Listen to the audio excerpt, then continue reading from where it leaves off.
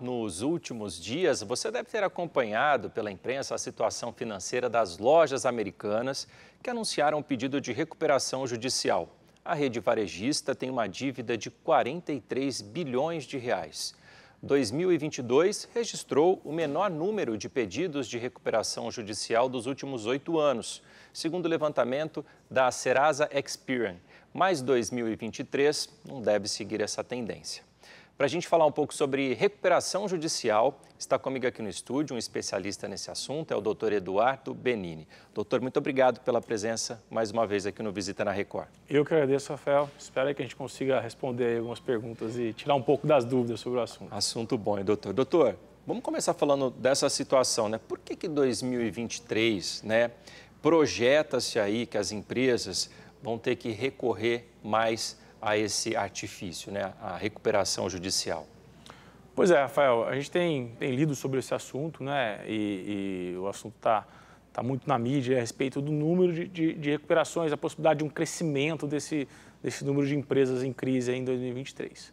Um pouco disso nós podemos explicar a partir das políticas anteriores. Se a gente pegar 2020, 2021, que foram anos aí, de profunda crise por conta da pandemia, houve também um número muito grande de políticas públicas para ajudar o empresário. Então, o empresário também teve, nesse período, boas políticas públicas para poder enfrentar aquela crise causada pela pandemia.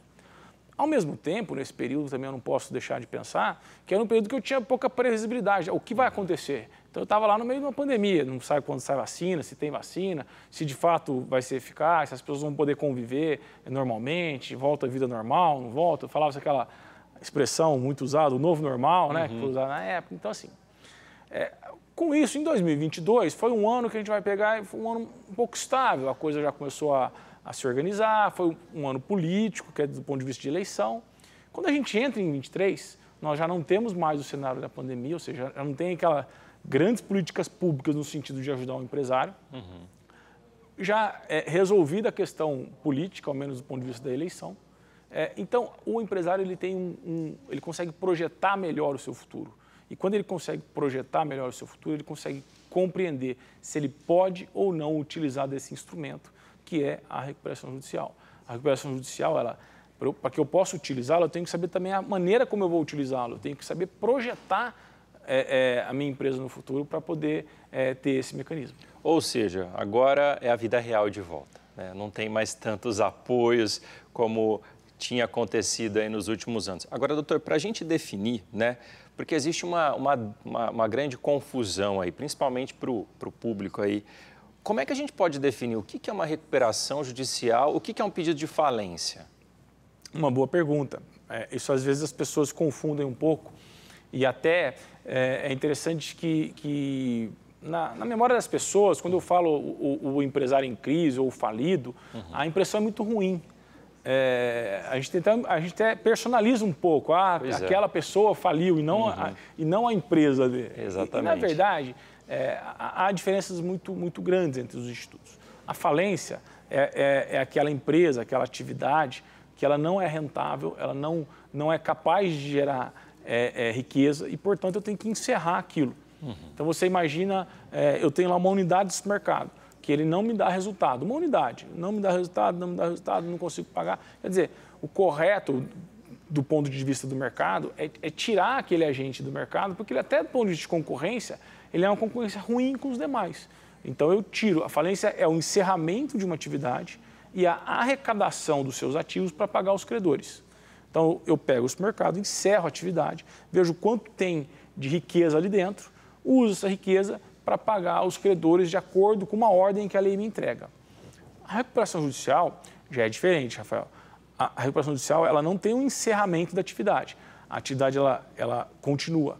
A recuperação judicial é uma tentativa, a lei usa um termo ruim, eu vou usar aqui, mas de sorgimento, ou seja, de recuperação, sendo redundante, daquela empresa. Então, é uma empresa em crise, pode ser uma crise financeira, pode ser uma crise de mercado, pode ser uma crise passageira. Então, os empresários, as pessoas que administram aquela empresa em crise, eles se reúnem, eles fazem esse pedido deste benefício que a lei dá e eles apresentam aos credores um plano.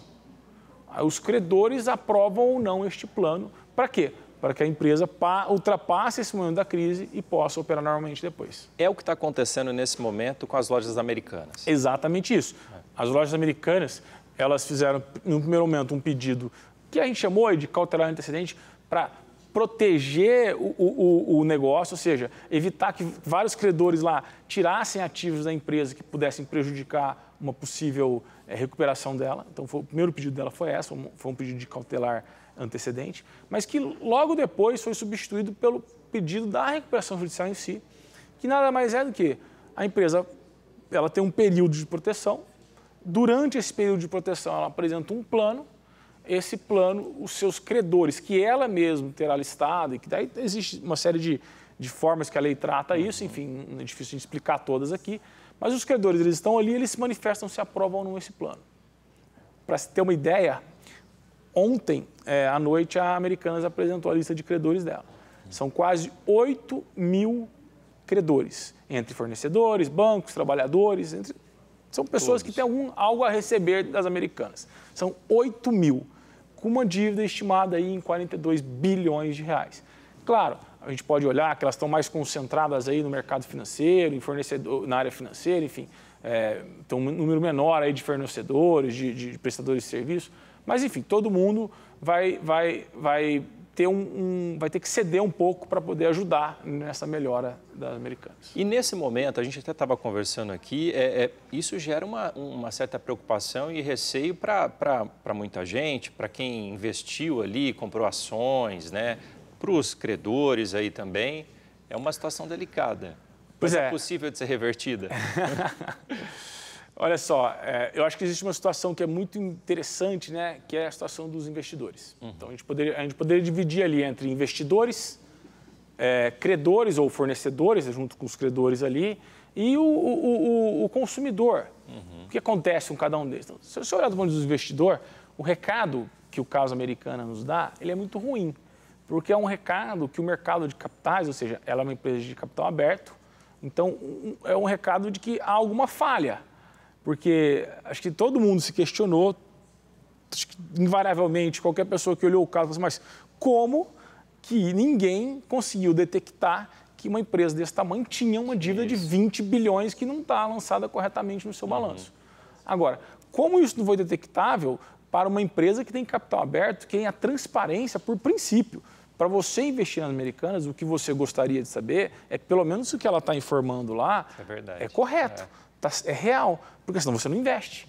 Então, você investe com base nisso. Então, assim, o recado que o caso das Americanas nos dá é muito ruim para o investidor.